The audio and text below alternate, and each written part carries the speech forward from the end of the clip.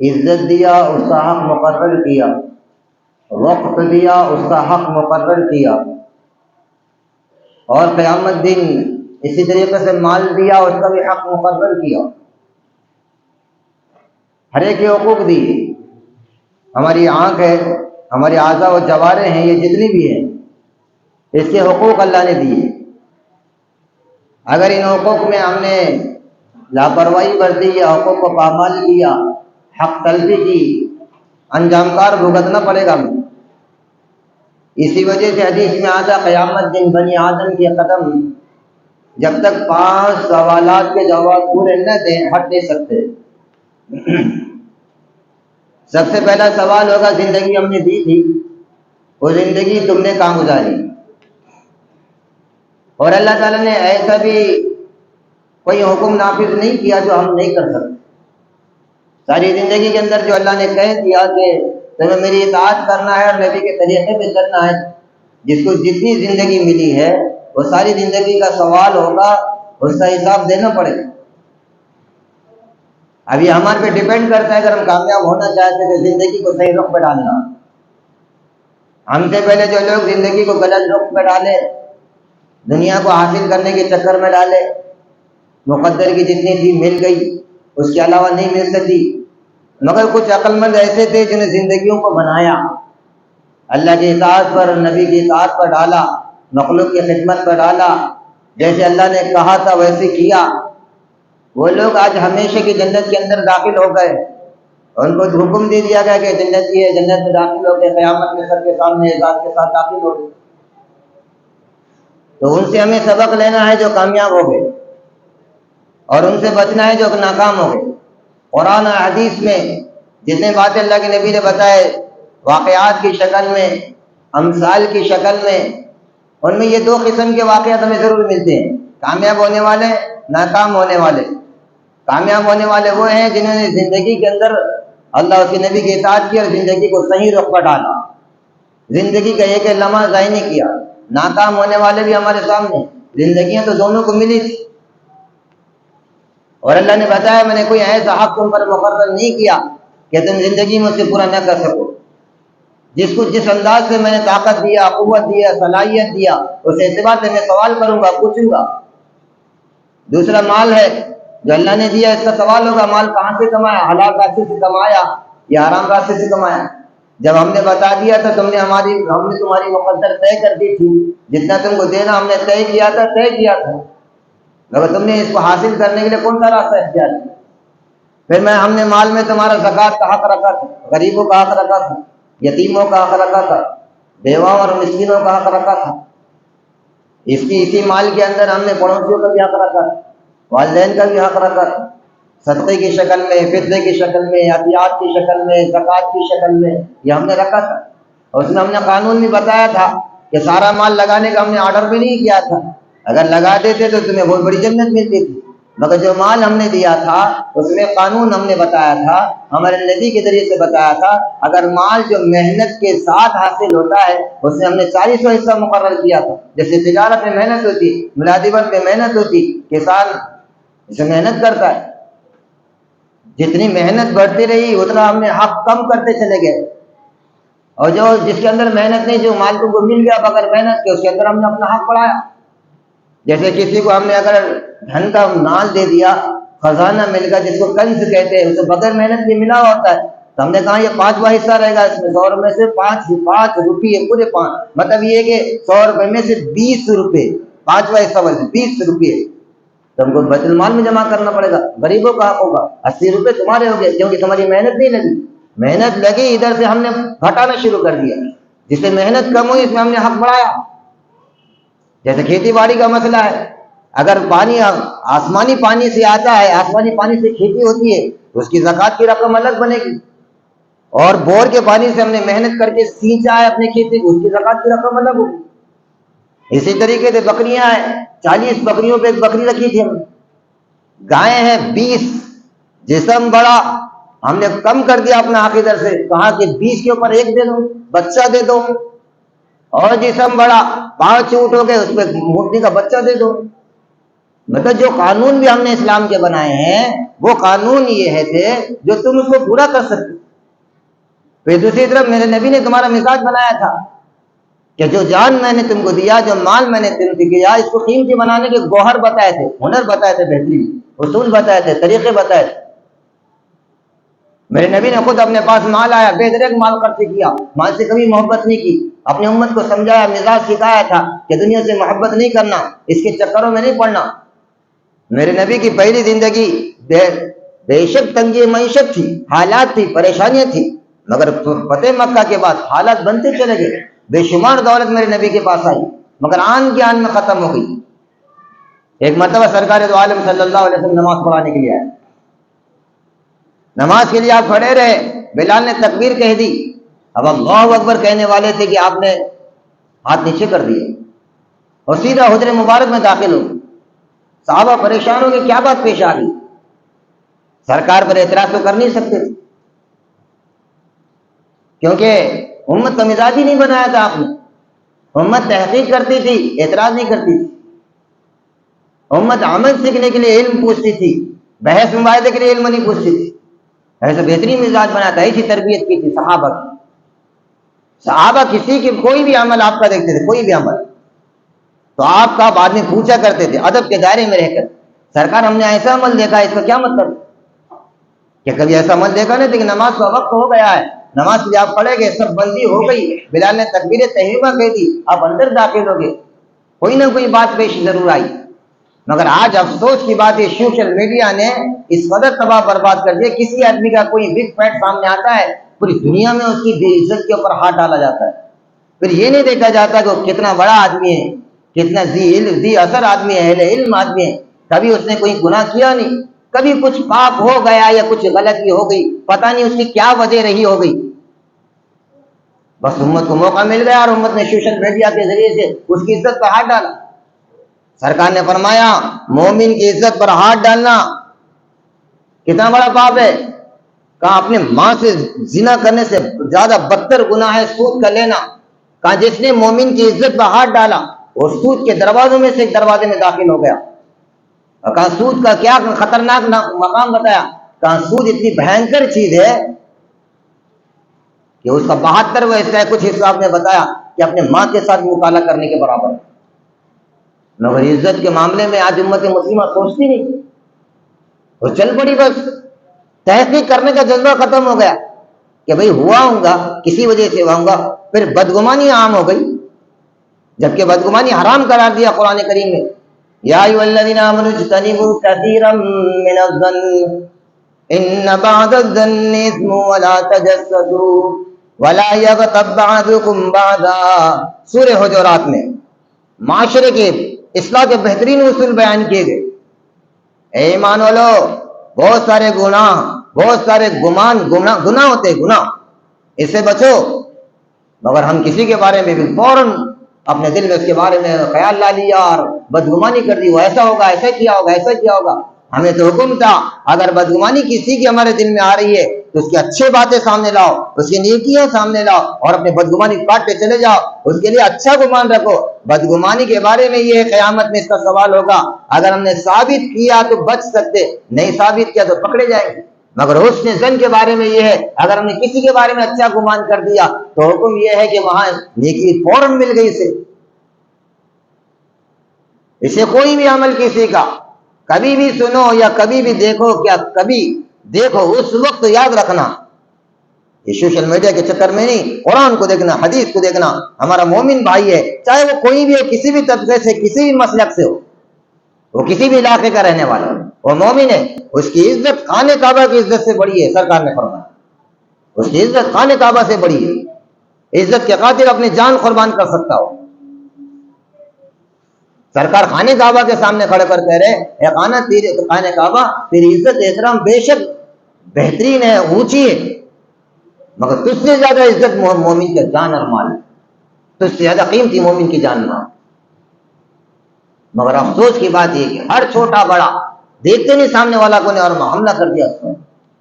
یہاں رسول اللہ کا یہ عمل اور صحابہ کا یہ کردار. صحابہ نے بعد میں پوچھ لیا رسول اللہ صلی اللہ علیہ وسلم سے، جب آیا آپ نے نماز پڑھائی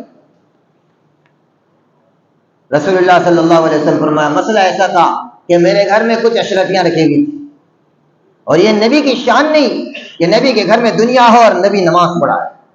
میں نے اس کو پہلے صدقہ کیا، مجھے ڈر لگا کہ میرے نماز پڑھانے تک میں رہ سکتا کہ نہیں رہ سکتا.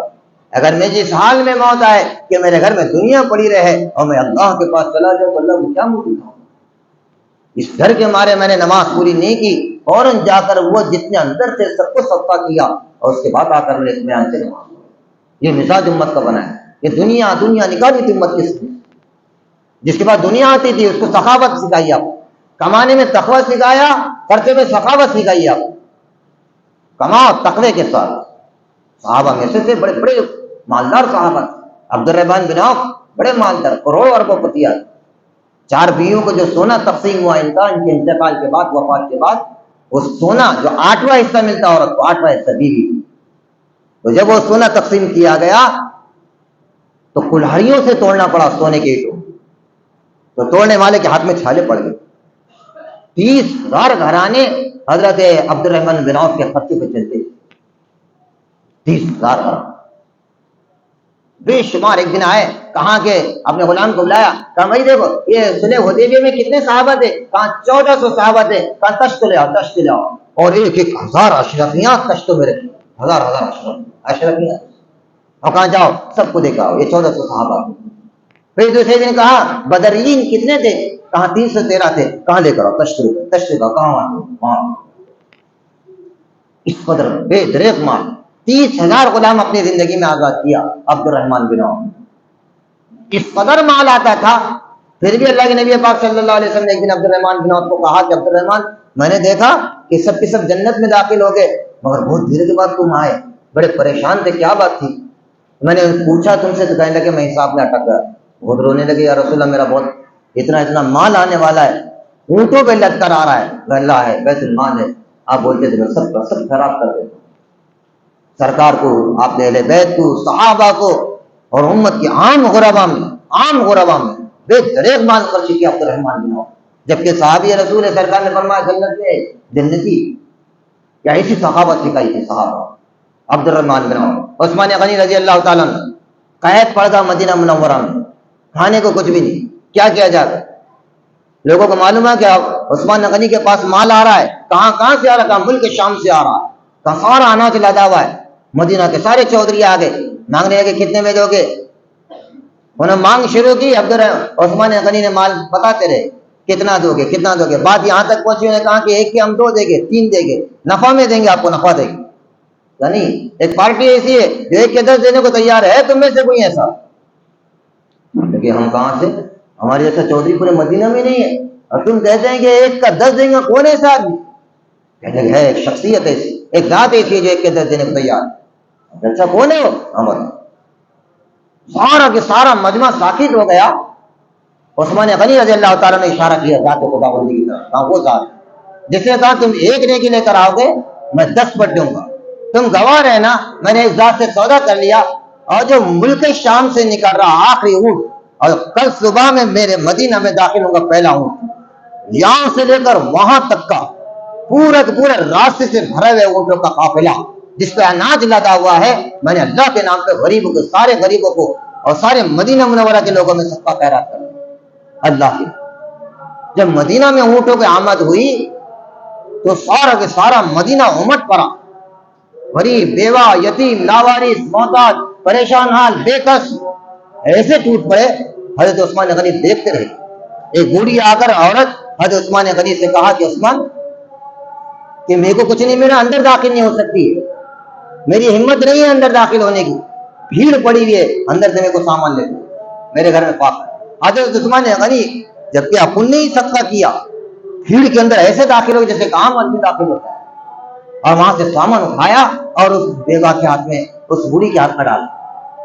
ادھر سے صحابی عبداللہ ابن عباس کو خواب دکھ رہا ہے اسی رات میں کہ سرکار کے جوتی مبارک نور کے بنے ہوئے ہیں اور آپ کے ہاتھ میں ایک چھڑی ہے جو نور کی ہے اور بڑی اسپیڈ کے ساتھ آپ جا رہے ہیں.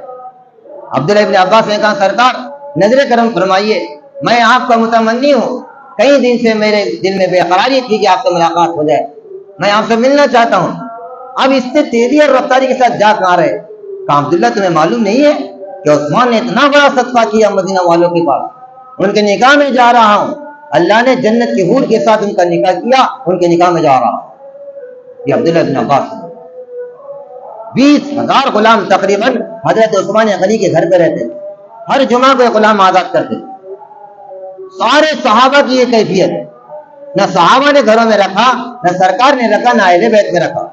امام حسن رضی اللہ تعالیٰ عنہ نے جب صلح کر دیا امیر معاویہ سے، امیر معاویہ کو معلوم تھا کہ امام حسن پیسے نہیں رکھتے، تو کہنے لگے یہ چھٹی آپ کے پاس، یہ پین ہے آپ کے پاس، لکھ لو سالانہ آپ کی خدمت کے لیے کتنے پیسے بھیجوں۔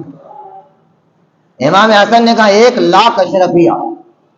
امیر معاویہ نے طے کر دیا، کہاں کہ اہل بیت کی خدمت کرنا یہ فخر کی بات، 1,00,000 اشرفیہ آتے تھے سالانہ، اور 3 دن کے اندر اندر سارے مدینہ میں تقسیم ہو جاتے تھے، گھر میں چوتھے دن 1 اشرفی نہیں ملتی۔ اما جان حضرت عائشہ رضی اللہ تعالیٰ عنہ کے بھانجے ہیں عبداللہ بن زبیر، ایک بوری بھر اشرفیاں بھیجی، بوری بھر، لاکھوں کی اشرفیاں۔ حضور نے مزاج بنایا تھا انسانیت کی ہمدردی، غریب پروری، محبت، خود بھوکے رہو دوسروں کو کھلاؤ، یہ اسلام کا مزاج۔ اطعموا الطعام، حضور نے ایک مرتبہ تو فرمایا تم نے ایک آدمی کی دعوت کی تو ایسا ہے جیسے تم نے آدم علیہ السلام کی دعوت کی، تم نے 2 آدمی کی دعوت کی، سرکار نے فرمایا ایسا ہے جیسے تم نے آدم و حوا کی دعوت کی، تم نے 3 آدمی کی دعوت کی، کہا ایسا ہے جیسے تم نے جبرائیل، میکائیل، اسرافیل علیہ السلام کی دعوت کی۔ بڑھاتے 10 آدمیوں کی دعوت تک سرکار نے لے کے گئے۔ کیوں؟ امت کو کھلانے کا مزاج، امت کو سخاوت کا مزاج سکھایا۔ تم خود کے لیے نہ کماؤ، گھر کے لیے نہ کماؤ، انسانیت اور مخلوق کے لیے کماؤ کہ ساری مخلوق کی خدمت کریں گے، یہ مزاج بنایا رسول اللہ نے کہا۔ زکوٰۃ تو یہ فرض ہے ہم پر، یہ الگ چیز ہے، یہ تو دینا ہی دینا ہے، اس کے علاوہ سخاوت۔ حضرت عائشہ رضی اللہ تعالیٰ کی باندھی کہنے لگی ام المومنین 3 دن کا فاقہ ہے ہمارے گھر میں اور تم نے پورا مال صدقہ کر لیا۔ کہا ارے اللہ کی بندی تو کم سے کم تھوڑا کہہ دیتی، مجھے یاد نہیں رہا۔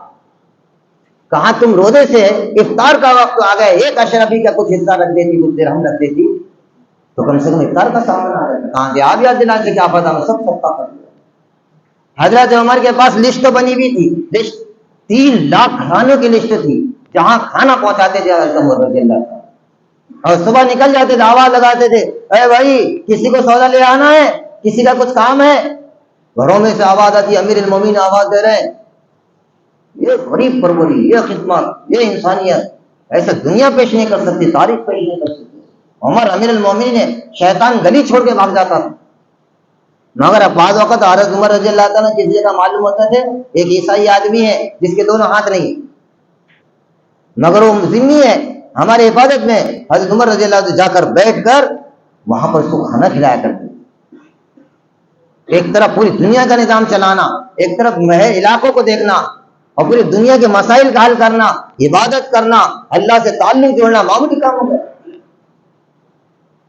یہ صحابہ کا مزاج آپ نے پڑھا، اور یہی مزاج امت کا تھا۔ حضرت امام ابو حنیفہ رضی اللہ تعالیٰ رحمت اللہ علیہ کپڑوں کے اتنے بڑے تاجر تھے، ملک شام میں، بصرہ میں، مدینہ منورہ کے اطراف میں بڑی بڑی فیکٹریاں کپڑوں کی تھی۔ امام ابو حنیفہ بڑی بڑی فیکٹری کمانے میں ایسا احتیاط کرتے تھے تقوی کا۔ ایک مرتبہ ایک غلام کو دکانداری میں بٹھایا، اس نے روز آنا جو مال بچتا تھا اس باری میں بعد میں حساب لیا مہینے کے آخر میں تو 1,00,000 روپے زیادہ بچ گئے۔ کہنے لگے یہ کیسے بیچا؟ کہا کہ میں نے مال روک کے رکھا تھا، کپڑا روک کے رکھا تھا، جب ٹائم آئے گا انسانیت کا اور کپڑا نہیں رہے گا مارکیٹ میں اس وقت بیچوں گا تو مجھے ڈبل نفع ہو گیا۔ یہ آپ کے پاس حضرت میرے ماں حضرت امام سب ہو گیا۔ کہاں یہ احتکار کر دیا، تم نے حرام کمائی کر دیا، تم نے یہی تو احتکار ہے۔ قوم کے ٹائم کی ضرورت کے ٹائم پہ تم نے مال کو روک رکھا اور پیسے سے خاطر تم نے قوم کا ناجائز فائدہ اٹھایا۔ ان کا کتنے دیندار ایسے ہیں جو ناجائز فائدہ اٹھا رہے عوام کا، بسترے پہ پڑا رہا کہ جا کے اس کے بعد مجھے گھر بیچنے گئے تمہارا، ہم نے سنا، اور یہاں تو دینداری کی تسبیح چڑھ رہی، نماز چڑھ رہی، روزہ چڑھ رہا، حرام کمائی ہے، یہ حرام کمائی۔ اور حاجی اور نمازی اور دیندار دیکھتے بس یہ آدمی پریشان کیسا ہے اور اس وقت اس سے کیسا فائدہ اٹھانا۔ اب کون عوام کی بات نہیں کر رہا ہوں،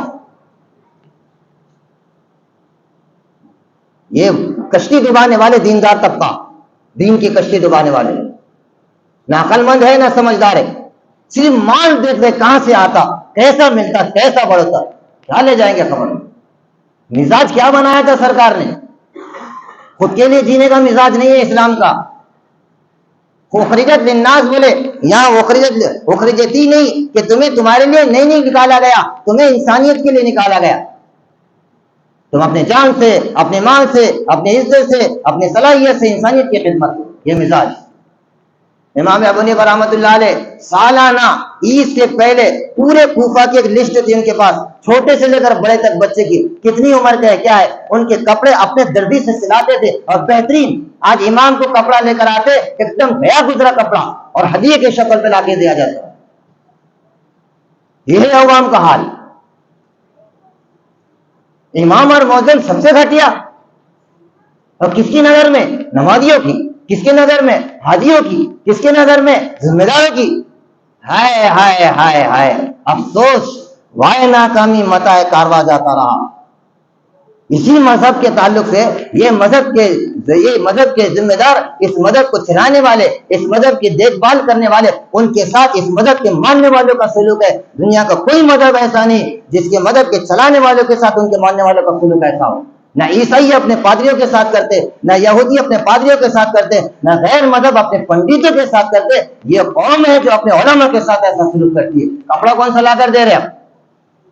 کبھی سوچے آپ نے؟ آپ بولیں گے صاحب ہدیہ ہے۔ امام آدمی کیسا کپڑا دیا جائے؟ امام کے کنڈیشن اسلام بتاتا ہے، سب سے ہائی لیول کا رہے امام، مگر ہم سوچتے اس کا کپڑا بھی صحیح نہیں رہنا، انہیں گاڑی پہ چل رہا تو پیدل چلنا، پیمنٹ کے حساب سے سب سے کم پیمنٹ رہنا۔ جب بات آتی ہے مدارس کی تو بے دریغ امت دے رہی ہے، بے دریغ۔ جب بات آتی ہے کہ امام کو کچھ دینا ہے، یہ یہاں یاد رکھنا، میں اپنی بات نہیں کہہ رہا ہوں، پورے حالات کی بات کر رہا ہوں۔ جب بات آتی امام کو دیکھنے کی، چار طرف ادھر اور آگے اور پیچھے اور نیچے اور اوپر دیکھنا شروع ہو جاتے۔ ارے بھائی جن مدارس کو تم دے رہے وہیں بچے پڑھ رہے، آج جو بچے مدرسے سے پڑھ کے آ رہے وہ گاڑا لگانے پر مجبور ہو گئے، نہ ان کو امامت مل رہی، اور امامت ملی تو یہ حالت ہے ان کی۔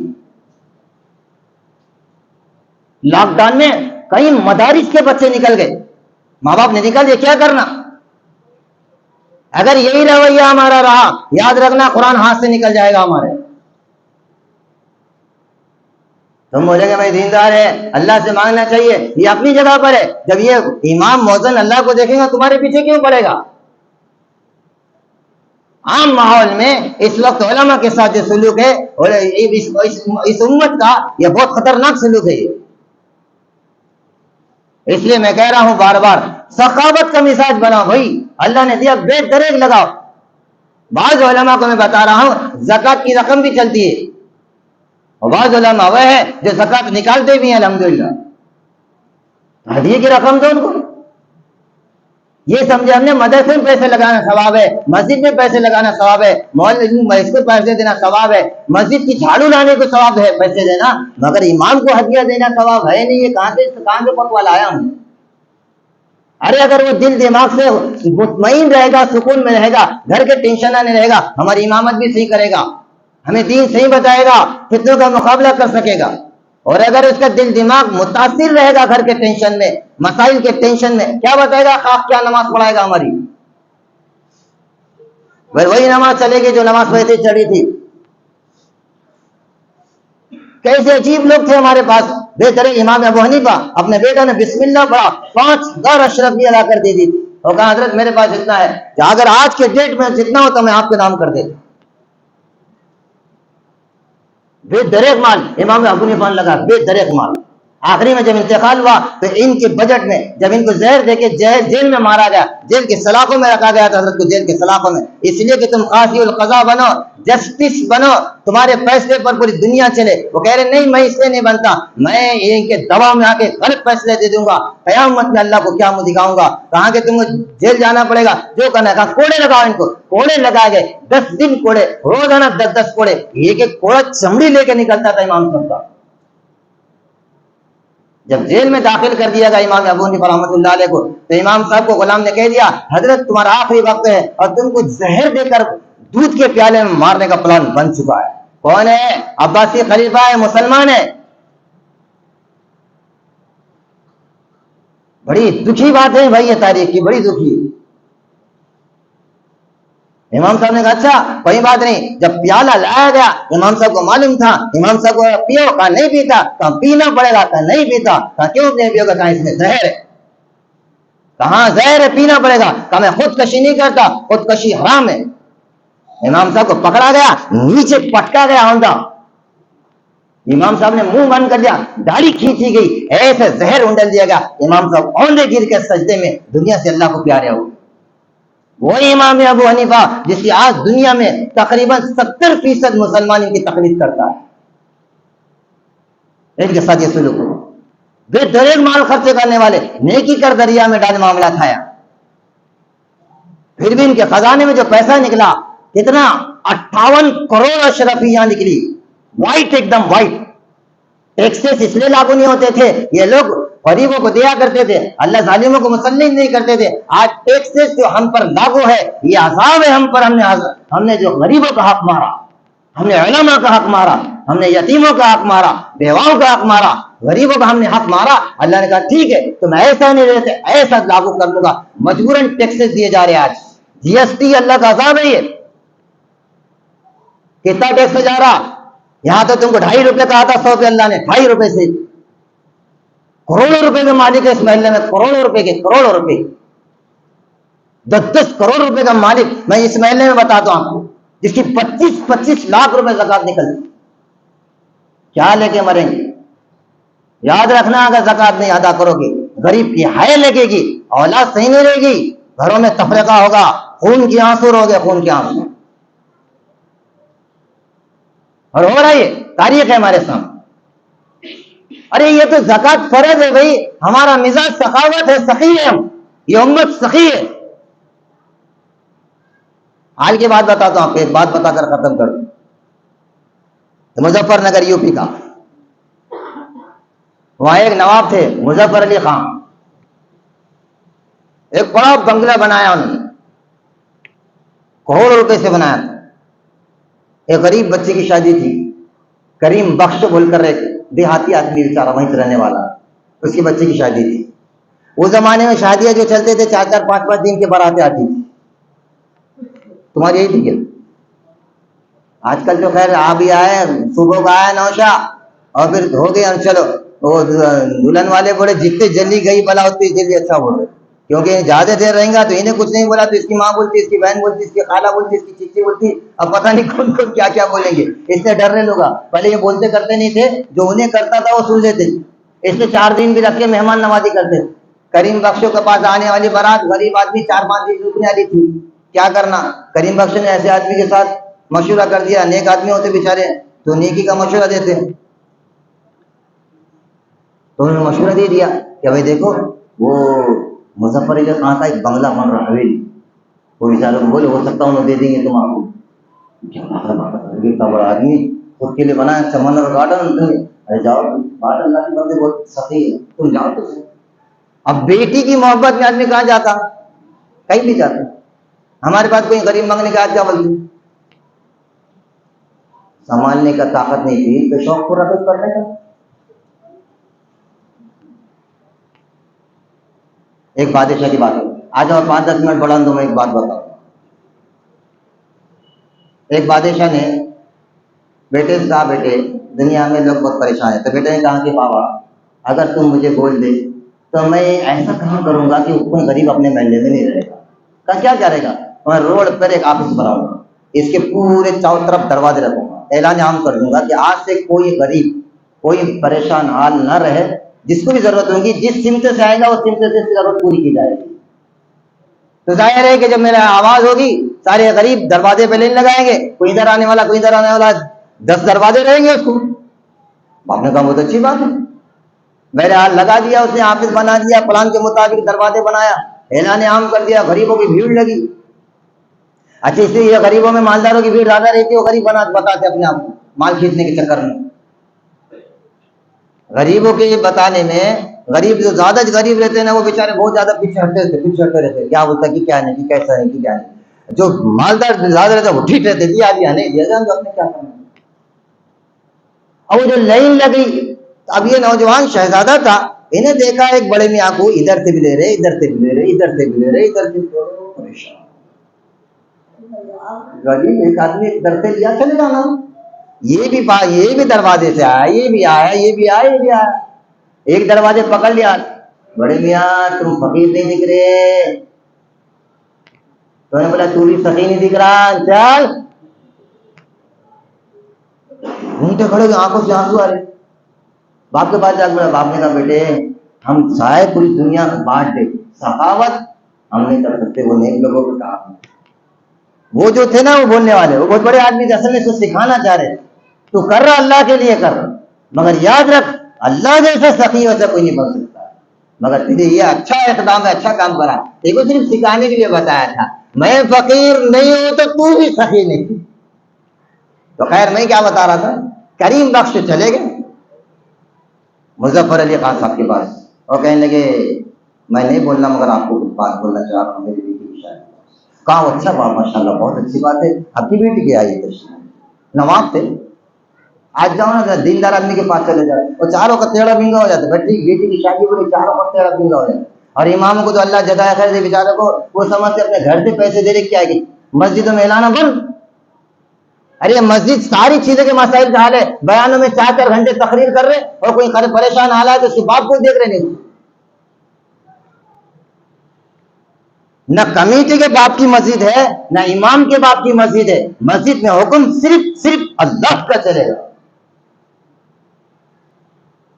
نہ مسلیوں کی مسجد، حکم اللہ کا چلے گا، باقی سب آئے، کوئی پریشان بھی آتا ہے، کوئی ایسا چور چکیرے بھی آتے ہیں، مگر وہ چور چکیرے کو دیکھ کر سب کو محروم کرنا یہ کون سی عقل مندی، اور کئی مساجد میں سفیروں کا اعلان بند، ارے یہ مدارس ہے بول کے ہمیں دین سمجھ میں آ رہا، سارے مدارس جھوٹے نہیں، سارے سفیر بےمان نہیں، مگر پتہ نہیں کیا ہوا ہے یہ اماموں کو اور ذمہ داروں کو، ایک امام نے اتنا جھاڑ لیا سفیر کو، وہ ٹپ ٹپ آنکھوں سے آنسو بہا لیا شریف پر، میں نے کہا امام جا اس کے قدم پکڑ لے، اللہ کی قسم اس کی ہائے نکلیں گی، تیری آخرت برباد ہو گئی، انصاف ہے اللہ کے پاس، تو امام ہے بول کے تیرے سب چلیں گی، اس کی آنکھوں سے جب دیکھا میں نے بٹھا کے یہاں سمجھایا، وہ ایسے ایسے لوگ آ رہے ہیں، میں بات کو وہاں ڈھانپ دیا، میں نے کہا ہم سب ہر آدمی تو ایسا نہیں ہوتا، کہا یہ بات تو سچ، اس لیے ہمیں دینا ہے دے، نہیں دینا ہے نہ دے، مگر زیادہ کھجانے کے چکر میں جاؤ، تو غیر وہ بیچارے نے بٹھایا، بہت ویلکم کیا، چائے پانی کیا، کہا کہ بھائی میرا بنگلہ بن رہا، ابھی کام اس میں باقی ہے، جھاڑو مارنا پوچھا کرنا ہے، مگر میں دوں گا ایک شرط پہ، بھائی میں آپ کی کیا شرط پوری کر سکوں، کہیں ایک شرط ہے، کریم بخشے کے پیرا میں زمین نکل گئی، کیا شرط بنی، پیسے مانگے کہاں سے دوں گا، اور بنگلے کے پیسہ یہ بولی گئے فنکشن ہال رات دن دھونے نہیں جیسے میں سے جالے کی جالے، اور جو حالت ہے تو وہی حالت ہے، جو چادر انہوں 10 سال پہلے بدلے تھے وہی چادر لگا لی، اور پاکیزہ فنکشن ہال اور پاکیزہ ہوٹل، نیچے سے بدجنگل بھی جا رہے کہیں جگہ سے، اور پاکیزہ کرتے، وہ نہ پلیٹ بدلے ابھی نہ وہ بدلے، اور پاکیزہ، اور پاکیزہ کس کو بولتے ہیں، کس کو بولتے ہیں، تم کس کی طرف بھی دیکھیں گے، میں ایک عام بات بتا رہا ہوں، نہیں تو پاکیزہ بولتے ادھر دھیان چلے گا، بہرحال افسوس کی بات یہ ہے کہ امت مسلمہ کا مزاج جو تھا نا وہ مزاج بدل رہا، ہمیں اپنا مزاج صحیح کرنا، صحیح رخ پہ لے کر آنا ہے، کریم بخش سے کہا کہ میری ایک شرط ہے، بولے کیا شرط ہے، کہا یہ شرط ہے کہ اگر آپ کی بیٹی کی بارات جتنے دن یہاں رہیں گی 3 ٹائم کا کھانا 3 قسم کا میری طرف سے رہے گا، یہ شرط منظور ہے تو آپ لے سکتے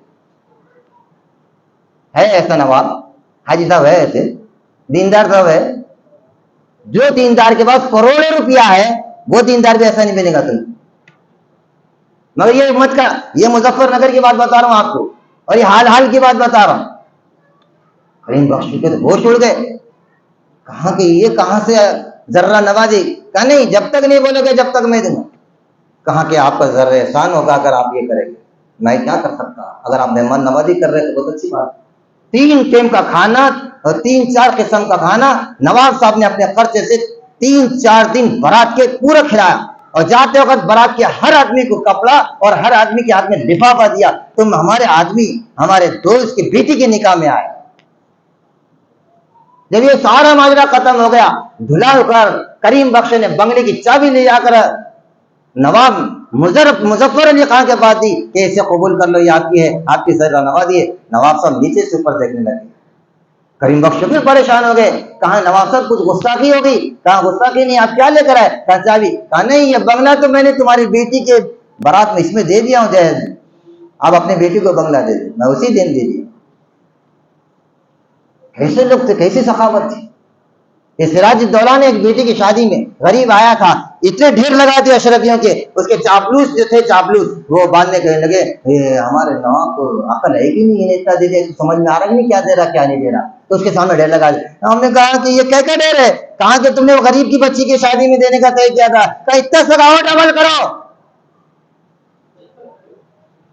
ایک موسیقی فنکار گزرا ہے، کیا نام تھا اس کا؟ معبد بن جہنی فنکار تھا بہت، اس کو روزانہ 10,000 درہم شاہی خزانے سے ملتے تھے، شاہی خزانے سے، اور پھر بغیر پیسے کے موسیقی نہیں بجاتا تھا، مگر اس کے گھر پہ جو دسترخوان چلتا تھا نا، 300 آدمی اس کے گھر پہ کھاتے تھے، 10 بکرے روزانہ کٹتے تھے، رات دن مہمان نوازی چلتی تھی۔